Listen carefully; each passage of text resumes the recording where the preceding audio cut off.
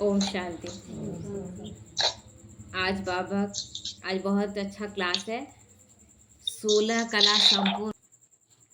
मनुष्य अपने ही कर्मों से सुख पाता है और अपने कर्मों से ही दुख पाता है। वह अपनी ही कृति से विश्रांति पाता है और अपनी ही कृति से तनाव पीड़ित होता है। कोई और उसका वजह नहीं होता। जो भी हमारे जीवन में हो रहा है ना कभी कोई काल का हमारा किया हुआ कर्म ही। इसलिए कहा गया कि यह संसार कर्म प्रधान है, इसलिए कर्म ही पूजा बोला गया था। तो अभी हम लोग कर दिए पूजा ही कर्म है, कर्म को साइड कर दिए। तो यह एक कर्म क्षेत्र है। यहाँ जैसा कोई बोता है वैसा ही काटता भी है। जैसा कर्म का बीज बोएंगे वैसा ही फसल आप काटेंगे। यहाँ जिस किसी ने भी कर्मेंद्रियों का आधार लिया उसे कर्म तो करना ही पड़ेगा, और न सही तो शरीर निर्वाहार्थ तो कर्मों में प्रवृत्त होना ही पड़ेगा। क्योंकि सांस ले रहे कर्म है, बोलना कर्म है। आप खाएंगे पिएंगे बिना कर्म किए कैसे खाएंगे पिएंगे? अपने लिए आप सब कुछ करेंगे तब तो खाएंगे। तो शरीर निर्वाहार्थ हमको कर्म भी करना पड़ता है। अतः प्रश्न उठता है कि मनुष्य अपने जीवन में किन किन मुख्य बातों को सामने रखे जिससे कि उसके पिछले कर्मों का रहा हुआ हिसाब किताब भी चुकतू हो जाए, पिछले कर्मों के द्वारा बने हुए अपवित्र संस्कार भी मिट जाए, ताकि वर्तमान काल में भी उस द्वारा ऐसा कर्म न हो जो कि तनाव तथा दुख पैदा करने के निमित्त बने। है ना? ऐसा कोई अभी भगवान आया है तो क्या कर रहा है? पिछला जो हम करके आए थे उस समय भगवान साथ नहीं था, हम बस किए जा रहे थे। द्वापर के बाद हमें ज्ञान ही नहीं था कि हम क्या कर रहे हैं। पाप पुण्य का कोई हमारा यही नहीं था, तो हम करते गए और कर्म का बोझा हमारा ऊपर चढ़ता गया। तो भगवान जब आते हैं तो उन कर्म के बोझ को काटते हैं। पहले ज्ञान देते हैं, ज्ञान द्वारा कर्म को सुधारते हैं। अब तुम अपना कर्म ठीक कर लो। कर्म जैसे जैसे ठीक करते जाते हैं, पिछला जो कर्म किए थे उसको सुधारने के लिए बाबा से योग लगाते हैं और माफ़ी मांगते जाते हैं। तो एक तरफ कटता जाता है और एक तरफ नया बन नहीं रहा है। कोई बोझा अब नहीं ले रहे, पहले जो किए हुए थे उसको सब काट रहे हैं। तो इसीलिए मनुष्य के कर्मों की इस गुत्थी को सुलझाने के लिए परमात्मा शिव ने जो अनमोल कर्म विधियां समझाई हैं, उनमें से जो 4 मुख्य मालूम होते हैं, हम यहाँ उनको देखेंगे। है ना? 4 नहीं, 16 कला था ना। तो इसीलिए पहला है देही निश्चय में स्थित होकर कर्म करो, मतलब आत्मिक स्वरूप में स्थित होकर। मानसिक तनाव पैदा होने का एक कारण यह है कि मनुष्य अन्य मनुष्यों के साथ अपने वास्तविक संबंध को नहीं जान रहा है। संबंध न जानने के कारण एक तो उसमें स्नेह पैदा नहीं होता, दूसरे वो अपने कर्तव्य को भी नहीं पहचानता। क्योंकि स्नेह नहीं है, रिश्तों की पहचान नहीं है। रिश्तों की पहचान है क्या? हम क्या सोचते हैं कि मेरा बेटा बेटी, मेरा परिवार के लिए हम जो करें वो मेरे अपने लिए करें, स्वार्थवश। और बाकी सब लोग कौन है? पराए हैं क्या? तो स्नेह नहीं है। तो उसमें एक बहुत अच्छा कहानी दिया हुआ है जिसमें बताया गया है ना कि एक पति पत्नी ट्रेन में चढ़ा और उसका पिता मिलने वाला था उससे रास्ते में, वो भी चढ़ता दूसरी जगह से। तो लेकिन बहू को ससुर नहीं देखा था और न बहू देखी थी ससुर, दोनों एक दूसरे को देखा नहीं था। अब दोनों क्या हुआ, बैठ गया, है ना।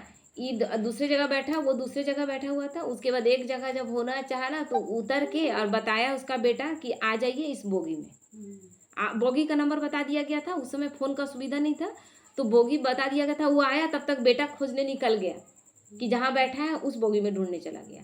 तो आया तो यहाँ बहू बैठी थी, अब भरा हुआ था खचाखच, मतलब थी। तो वो बैठना चाहा कि हमको यहाँ बैठने तो ट्रेन खुलने वाली है। अब वो बैठने ही नहीं दे रही है। बोले बुढ़ा यहीं तुमको जगह मिला है, डांट के उसको भगा दी, ससुर को भगा दी। अब उसको मतलब बोला कितना बोल रहा है, सुन ही नहीं रही है। तब तक उसका पति आया। अब वो आकर देखा तो देख रहा है कि यहाँ दोनों ससुर और बहू में लड़ाई छिड़ा हुआ है। बोला अरे पगली, यही तो मेरे पिता है। पहचान हुआ तो स्नेह भी बढ़ेगा ना। बोला कि यही तुम्हारे ससुर है। तुरंत घूंघट इतना आ गया और तुरंत जगह मिल गया। उस समय जगह नहीं मिल रहा था और तुरंत जगह बैठने का हो गया। तो कहने का मतलब रिश्तों का समझ आया तो स्नेह बढ़ा। तो अब भगवान रिश्तों का समझ दिया कि तुम सब एक परमात्मा के बच्चे हो। तो अब आत्मा आत्मा भाई भाई, बार बार मुरलियों में अब बाबा क्या कह रहा है, अब भाई बहन भी नहीं देखना है, अब शरीर का भान भी नहीं रखना है। देह का कोई भान ही नहीं रखना है। अब आत्मा आत्मा देखना है, क्योंकि बहन भाई में भी क्या हो रहा है,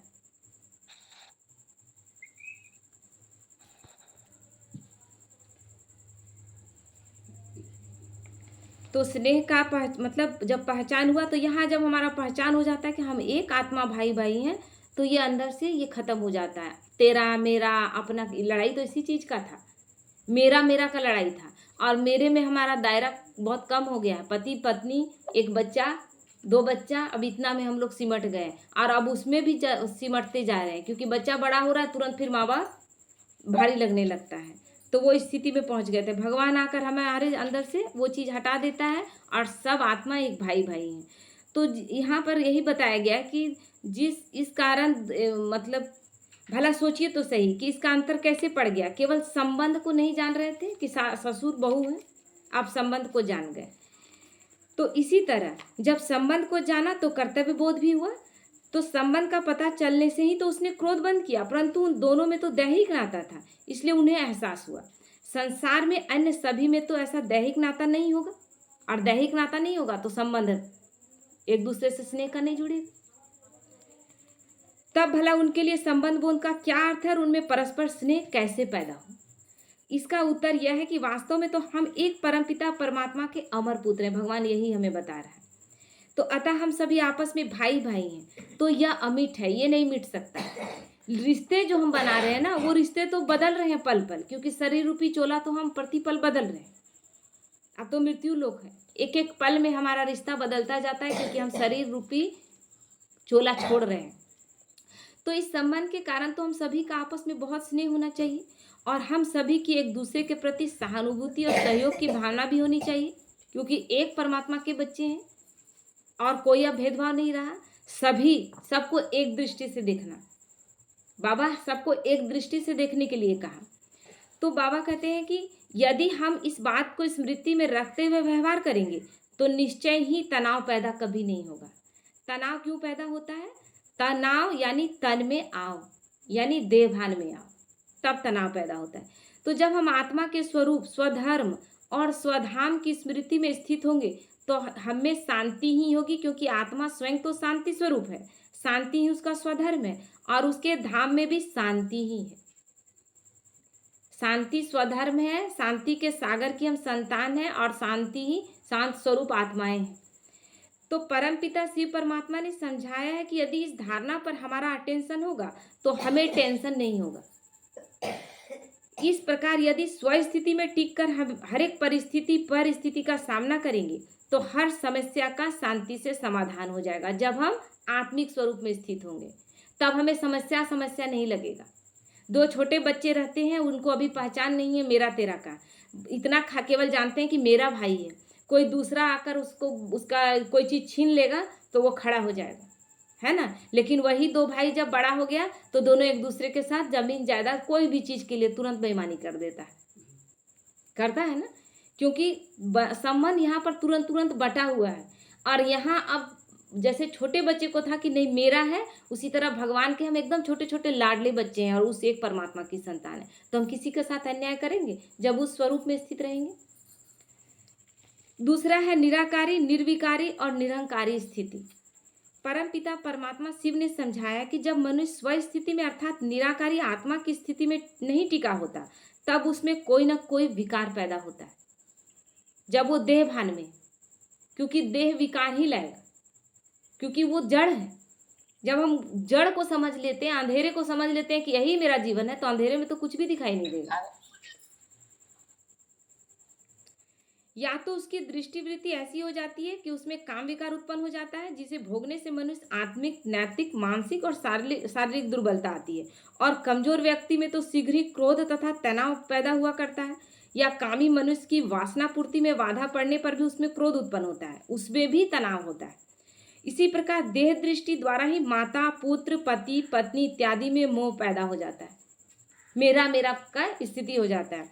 और उस मोह के कारण निराकारी अगर नहीं है, देह भान में रिश्तों को निभा रहे हैं, तो मनुष्य में अपने और पराये का भाव, फिर अपनों के लिए पक्षपात, अन्याय करके भी उसका काम पहले करना कर रहे हैं ना, रिश्वत ले रहे हैं और दूसरे का काम कर दे रहे हैं, उसका हक था, लेकिन रिश्वत लेकर काम कर रहे हैं क्योंकि हमको अपने बाल बच्चे दिखाई दे रहे हैं कि उसको बहुत प्रॉपर लाइफ देना है, लेकिन जो आदमी दे रहा है उसका वो भी स्थिति नहीं है, ये हम नहीं देख पा रहे। इतना स्वार्थ क्यों आया? क्योंकि हम देहभान में। तो उसके लिए धन इकट्ठा करने के प्रयत्न में दूसरों के हित की भी परवाह नहीं करते, उनको अपना मानकर स्वयं के पुत्र पुत्री नाते नाती मतलब नाती नतनी ये सारा रिश्ता को निभाकर अभिमान करना इत्यादि भाव मनुष्य में जागृत हो जाते हैं। मेरा है, मेरा भरा पूरा परिवार है, आपका कुछ नहीं है, ये क्यों आ रहा है? मैं मेरापन की वजह से ही ना। इस प्रकार मनुष्य निराकारी स्थिति में न रहने से निर्विकारी स्थिति में फिर नहीं रहता। जब निराकारी स्थिति आत्मिक स्वरूप नहीं है तो वो विकारी है। इसलिए सतयुग त्रेता में हम निर्विकारी रहते हैं, क्योंकि निराकारी स्थिति हम जानते हैं कि आत्मा है और अभी हम इस रोल में है, फिर ये रोल मेरा बदलेगा। तो इसमें स्थित न होने से फिर निरंकारी भी नहीं होंगे, अहंकार आएगा। जरा सा धन दौलत आया, जरा सा पोस्ट पोजीशन आया तो तुरंत अहंकार हो जाएगा। और इस सभी का परिणाम तनाव तथा कलह कलेश ही होता है। अतः विश्रांति में रहने के लिए, यानी एकदम रिलैक्स वाला मूड में रहने के लिए मनुष्य को चाहिए कि वो आत्मिक स्थिति अर्थात निराकारी स्थिति में स्थित होकर कर्म करे। हर स्थिति में निराकारी स्थिति, कभी भी देहभान का याद भी ना आए, क्योंकि देहभान में ही सारा प्रॉब्लम होता है। तीसरा है कर्मेंद्रियों का राजा बनकर कर्म करो। परम पिता परमात्मा शिव ने यह भी समझाया है कि जो मनुष्य कर्मेंद्रियों के अधीन हो जाता है वह अभी सुख की नींद नहीं सोता है। कोई आदत के शिकार हो गए, जैसे बहुत लोग चाय के ही शिकार हो गए। अब चाय नहीं पी रहे हैं तो सर में दर्द हो जा रहा है, या फिर बोलते हैं कि चाय जब तक नहीं पीते तब तक टॉयलेट ही नहीं जाते। मतलब कितना किसी चीज से हम अपने आप को बांध लिए, ये बंधन है। तो जैसे शराबी शराब के बिना, अफीमची अफीम के बिना, धूम्रपान वाला सिगरेट बीड़ी के बिना परेशान हो जाता है, ऐसे ही इंद्रियों के वशीभूत हुआ मनुष्य भी संयम में नहीं रहता। उसका मन और तन दोनों ही मर्यादा को लांघ जाते हैं। मन भी आप अपने कंट्रोल में नहीं रखें और मन नहीं रखें तो तन भी अपने कंट्रोल से बाहर हो गया, क्योंकि मन ही कंट्रोल में नहीं है। तो वो दूसरों के अधिकारों पर भी आक्रमण कर बैठते हैं तथा सीमा का अतिक्रमण कर लेते हैं। शराब के लिए क्या करते हैं? माँ बाप को मारते हैं बच्चे। हाँ, बहुत सामने हम लोग देख रहे हैं ना। शराब पीकर जुआ खेलकर स्थिति बच्चे ऐसे ले आ रहे हैं कि घर तक बिक जा रहा है। मतलब इतना हम उस चीज के गुलाम हो गए। उदाहरण के तौर पर जिस व्यक्ति में शब्द संयम नहीं होगा वह वाक विलास के अधीन होकर हंसी मजाक, अनाप शनाप, अनियंत्रित रीति से ही बोलता रहेगा। किसी से दिल लगी से बातें करेगा तो अन्य किसी की आलोचना भी करेगा। आज बाबा बोला ना, रफ एंड टफ नहीं बोलना है। और जब हम बोलते हैं कभी कभी ऐसा होता है कि बोली निकल जाता है, फिर अंदर से अपने आप फीलिंग होता है कि बच्चे को भी बोल देते हैं कभी गलत सा, क्योंकि कभी कभी बच्चे भी क्या करते हैं, इस हद तक पार हो जाते हैं कि लगता है कि क्या करें। फिर मुख से निकल जाता है तो फिर बच्चे को बिठा कर उसको प्यार से बोलते हैं कि क्या तुम्हारे लिए ऐसा मेरा सोच हो सकता है? तुम सोचती है कि ऐसा तुम्हारे बारे में सोचा जा सकता है? बैठा कर प्यार से उसको समझाते हैं, लेकिन निकल गया ना, क्योंकि कहीं ना कहीं अंदर में वो विकार का बोल अभी भी छुपा हुआ है, तब वो निकला। तो बाबा कहते हैं कि एक की निंदा कर बैठेगा तो दूसरे का फिर अपमान कर बैठेगा। ये क्यों हुआ? कि अपनी कर्मेंद्रियों पर कंट्रोल नहीं। स्वादेंद्रिय या स्वार्थ के वश होकर किसी से ईर्ष्या कर बैठेगा, या तो बुरी दृष्टि के वश होकर कोई उल्टा काम। तो इस प्रकार वह अपने लिए कोई न कोई उलझन, समस्या या मामला पैदा कर लेगा, जिससे कि परेशानी और तनाव हो गया। और यही होता है घर परिवार में भी। क्या होता है, हम कुछ ऐसा शब्द यूज कर लेते जो कि लाइन बहुत अच्छा था, उस लाइन में एक लाइन जोड़ दिया गया, एक शब्द जोड़ दिया गया जो मिल करके बड़ा कड़ा लाइन हो गया। फिर हम बाद में सॉरी भी बोलते हैं, लेकिन वो लाइन तो खराब निकल गया ना। तो अतः मनुष्य को चाहिए कि वो कमल मुख और कमल हस्त बने, अर्थात किसी भी कर्मेंद्रिय के वशीभूत होकर विकारों की दलदल में न फंस जाए, क्योंकि विकार ही टकराव और तनाव का कारण बनते हैं। परंतु याद रहे कि कर्मेंद्रियों पर शासन करने अर्थात उनका राजा बनने के लिए मनुष्य को तन का राजा बनना होता है, और मन का राजा बनने के लिए राजयोग रूप अनुशासन जो है वो करना पड़ता है, जो बाबा भी राजयोग सिखा रहा है कि कैसे हमको अपनी कर्मेंद्रियों पर राज्य करना है। जैसे आदत पड़ा हुआ है, 63 जन्मों से आदत पड़ा हुआ है कि तुरंत गलत का विरोध कर देना, और जैसा अपना आदत था उस आदत का फिर अचानक से बाबा नहीं कहता है जो छुपे हुए विकार है वो भी अचानक से हावी हो जाते हैं। तो बहुत दिनों से छोड़े हुए चीज़ भी कभी ऐसा स्थिति पैदा हो जाता है कि आपका बहुत बहुत पहले कोई बात बोलते थे, अब नहीं बोलते हैं, लेकिन कुछ ऐसा स्थिति हो जाता है कि निकलता लगता है अभी भी है कहीं, अंश में कहीं भिखारी बोली मुख में छिपा हुआ है। तो इसीलिए भगवान यहाँ हम लोगों को राजयोग सिखा रहे हैं ताकि हम अटेंशन रखें बोलते वक्त। हर वक्त बोलने में भी क्या होता है, निकल गया तो तुरंत ब्राह्मण से शूद्र बन गए। तो ये अटेंशन हमें रखना है। तो राजयोग के लिए आत्मिक स्मृति का तिलक लगाना पड़ता है, नियमों रूपी सिंहासन पर बैठना पड़ता है। जो नियम मर्यादा बाबा बोले हैं वो सारा हमें निभाना पड़ता है। कब क्या बोल रहे हैं, कैसा बोल रहे हैं, दूसरे को कैसा लग रहा है, ये बहुत ज़रूरी।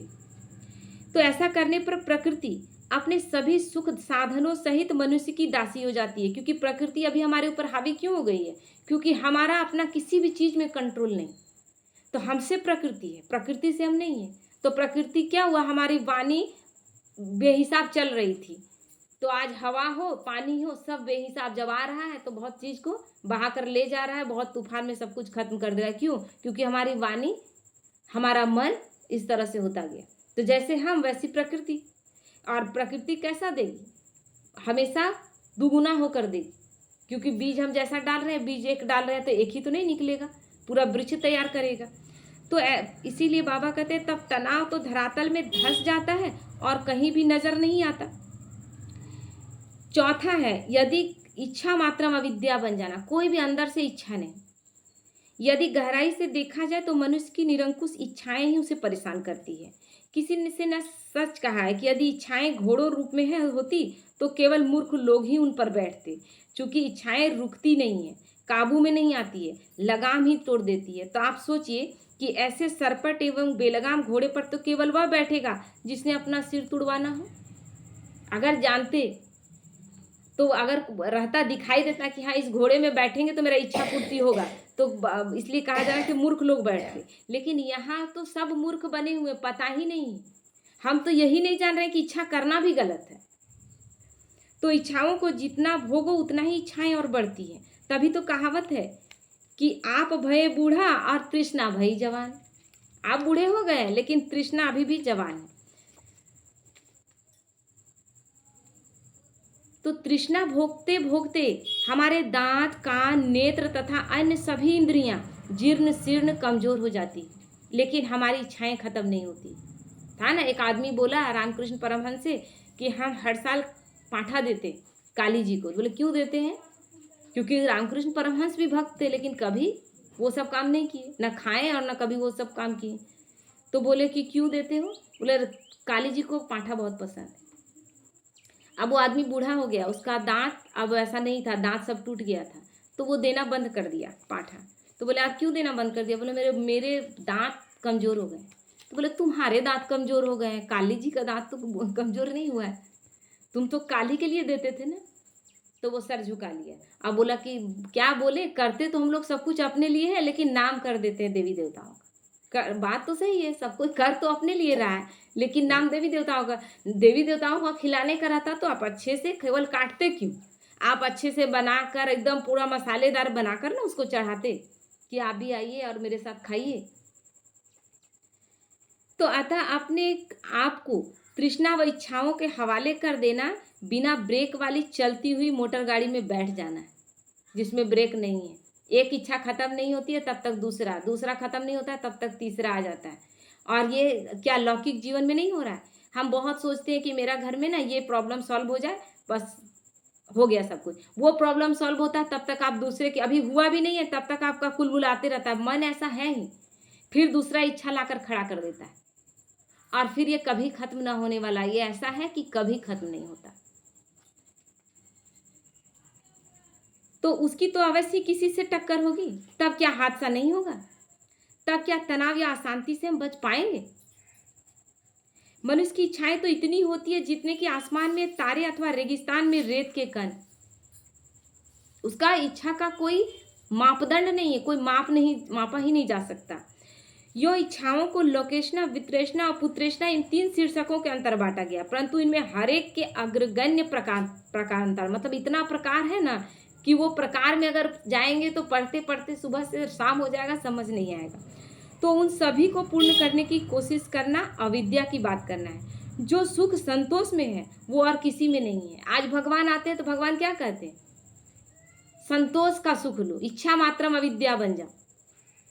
आज जो सुख मिला भगवान को मिलने के बाद, उससे पहले था खाने पीने को 3 टाइम मिल रहा था, पहनने ओढ़ने कोई चीज का कमी नहीं था, लेकिन फिर भी क्या मिल जाए और क्या ले लें ये इच्छा था ना। आज कोई चीज का इच्छा ही नहीं है। क्यों नहीं इच्छा है? भगवान से बढ़कर कोई चीज है क्या? उससे बढ़कर कोई चीज, कुबेर का खजाना मिल गया, अब हम क्या पाना चाहेंगे? तो वहां हम इच्छा मात्रम अविद्या हो जाते हैं और तब समझ में आता है। इसलिए यहाँ जैसे ही बाबा के बच्चे बनते हैं ना, वैसे ही सब कुछ अच्छा लगने लगता है। जीवन अच्छा, वही जीवन था, वही जीवन अच्छा लगने लगता है और सब कुछ लगता है कि मेरा भरपूर है। कुछ नहीं भी है, कहीं कहीं तो चावल ही फाँक के रह रहे हैं लोग, लेकिन फिर भी बोल रहे हैं कि हम बहुत अच्छे से रह रहे हैं। संतोष आ गया। संतोष सबसे बड़ा चीज था, क्योंकि आप सब कुछ कर रहे थे लेकिन संतोष अंदर नहीं था। जैसे गाड़ी आ गया था, लेकिन बोले कि मेरे घर में तो लूना टाइप का आया है, हीरो होंडा अभी तक नहीं आया। हीरो होंडा आ गया तो आपको लगता है कि सबके घर में 4 व्हीलर है, लेकिन वो तो मेरे घर में नहीं है। ये इच्छाएं बढ़ती जाती और ये कभी संतोष। अब कोई इच्छा है? अब लगता है सब कार्य हो रहा है ना। बाइक जो भी है मेरे घर में, हम कहीं जा आ रहे हैं ना, हो गया, जितना है उतने खुश है। तो अतः मनुष्य को चाहिए ये ऐसी अवस्था बनाए कि कोई इच्छा ही न रह जाए। निसंदेह जब तक मनुष्य इस शरीर और जहान में है तब तक उसमें इच्छा भी बनी रहती है, परंतु योगी और भोगी की इच्छाओं में दिन रात का अंतर होता है। जबकि भोगी की इच्छाएं सैकड़ों हजारों होती है और वह सभी स्थूल सांसारिक विषयों के पीछे पगला हुआ भागता रहता है और भागते भागते एक दिन खत्म हो जाता है। किस तरह का इच्छा है? एक माता का मतलब बेटी का शादी नहीं हो रहा था, बहुत परेशान थी, जबकि ऐसा कोई उम्र भी नहीं हुआ था, 19 या 20 साल ही हुआ था। पूरा परेशान थी। उसके बाद क्योंकि बेटी का हाइट वैसा नहीं था, बहुत सुंदर थी, लेकिन हाइट की वजह से छट जाना था, तो दिमाग में घुस गया कि अब इसका शादी ही नहीं होगा। फिर शादी हो गया, शादी हुए भी 2-3 साल हुआ। अब किस लिए परेशान हुआ जा रहा है? क्योंकि उसके अभी तक बच्चे नहीं। बच्चा पहले नहीं हो रहा था, हुआ, अब उसके लिए चिंतित थे। हो गया, अब हो गया तो उसको पढ़ाने लिखाने की चिंता है कि अब ढंग से पढ़ नहीं रहा। पढ़ लिख गया तो अब उसका शादी करने की चिंता है। शादी कर लिया तब उसके बाल बच्चे की चिंता है। फिर बाल बच्चा हो गया तब उसका बाल बच्चे में कोई प्रॉब्लम है, बीमारी, उसके लिए चिंता है। यानी अगर पकड़े रहे इस दुनिया में, आसक्ति में रहे, तो कभी खत्म ही नहीं होगा। आप कभी चिंता मुक्त हो ही नहीं सकते हैं, क्योंकि चिंताएं चारों तरफ से आपको घेरे हुए हैं।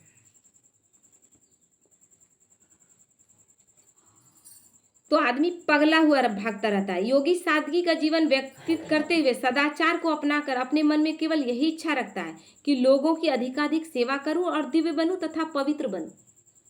अब सोच क्या हो गया उधर से आकर कि अब इच्छा होता है तो अपने आप में शर्म लगता है कि गलत तो नहीं कर रहे। तो अब दिव्यता के तरफ मुड़ गए कि नहीं, दूसरों की इच्छा कितना पूर्ण कर सके, दूसरों के मन के भावों को जानकर उसका तकलीफ कैसे दूर कर सके। अब पहले क्या था, मेरा हो दूसरा का भाड़ में जा, हम मेरा सब कुछ ठीक रहे। ये चीज चेंजिंग आया ना। तो इसीलिए आप बाबा कहते हैं कि अधिकाधिक सेवा करूं और दिव्य बनूं तथा पवित्र बनूं। ये बाबा के बच्चों में आ गया। ऐसे व्यक्ति का ना किसी से टकराव है, ना किसी से ईर्ष्या है किसी का ईर्ष्या किसी से? अब सबके बारे में बाबा क्या बोला, दुआ दो, सबका अच्छा हो, अच्छा हो। अपने स्वार्थ के लिए भी सबको अगर अच्छा बोले कि तुम्हारा अच्छा हो, उसका अच्छा हो, तो ये अच्छा ही काम सिखाया जा रहा है, कोई ईर्ष्या नहीं। क्योंकि अब सिखा दिया गया कि ईर्ष्या करोगे तो ईर्ष्या का फल क्या होगा, कभी आप सफल नहीं हो सकेंगे, कभी आपके जीवन में अच्छा नहीं होगा। जिस चीज के प्रति ईर्ष्या कर रहे हैं, जिससे ईर्ष्या कर रहे हैं, उससे हमेशा आप लाइन में पीछे लगते जाएंगे। तो कितना युक्ति से भगवान कुछ कर रहा है, केवल ज्ञान से, युक्ति से हम सबको चेंज कर दे रहा है। हम वही लोग हैं, केवल बताने वाला, मार्ग दिखाने वाले लोग नहीं थे, कोई ऐसा था ही नहीं।